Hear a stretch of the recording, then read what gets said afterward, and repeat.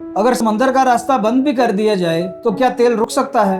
Iran ने ऐसा दांव खेला है कि बड़े बड़े ताकतवर मुल्क हैरान रह गए हैं। जहाजों से नहीं, अब रेलगाड़ियों के जरिए लाखों बैरल तेल दोस्त मुल्कों तक पहुंच रहा है, और वो भी सिर्फ 14 दिन में, जबकि जहाज को वही सफर करने में 40 दिन लग जाते हैं। तो क्या वाकई ईरान ने पाबंदियों को चकमा दे दिया है? देखिए, बरसों से ईरान पर पाबंदियां लगाई जा रही हैं ताकि उसका तेल बाहर ना जा सके, खास तौर पर वो समंदरी रास्ता जिसे स्ट्रेट ऑफ हुर्मुज कहा जाता है। दुनिया का बहुत सा तेल उसी रास्ते से गुजरता है। अमेरिका में डोनाल्ड ट्रंप की पॉलिसियों के दौरान ये बात सामने आती रही कि अगर दबाव बढ़ाया जाए तो ईरान की तेल की बरामदात रुक सकती है, लेकिन अब ईरान ने एक नया रास्ता निकाल लिया है, समंदर के बजाय रेल का रास्ता। ईरान अपने तेल को टैंकर वैगनों में भरकर दोस्त मुल्कों तक रेल के जरिए भेज रहा है। इसका फायदा क्या है? पहली बात, रफ्तार। जहाज को 40 दिन लग सकते हैं, जबकि रेल से यही माल तकरीबन 14 दिन में पहुंच जाता है। दूसरी बात, पाबंदियों से बचाव। समंदर में जहाजों को ट्रैक करना आसान होता है, लेकिन रेल के जरिए तेल की नकलो हरकत को रोकना इतना आसान नहीं होता।